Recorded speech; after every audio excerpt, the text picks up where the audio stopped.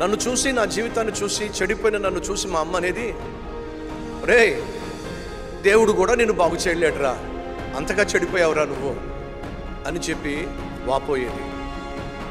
అటువంటి సమయంలో ఒక సేవకుడు మా గ్రామానికి వచ్చాడు. ఆయన పేరు జైపాల్ గారు.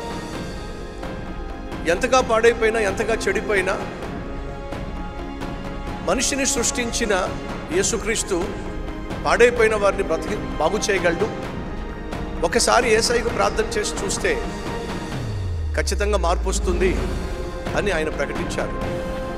మా అమ్మ ఏడుపు చూడలేక ఉన్న చోటే మోకరించి చిన్న ప్రార్థన చేశా. పాడైపోయిన వాళ్ళని బాగు చేస్తావటగా. ఈ ఊళ్ళో ఎంత పాడైపోయినా అందరికీ తెలుసు. కన్నా తల్లే ఏడుస్తుంది, నేను తన కడుపున చెడబుట్టానని.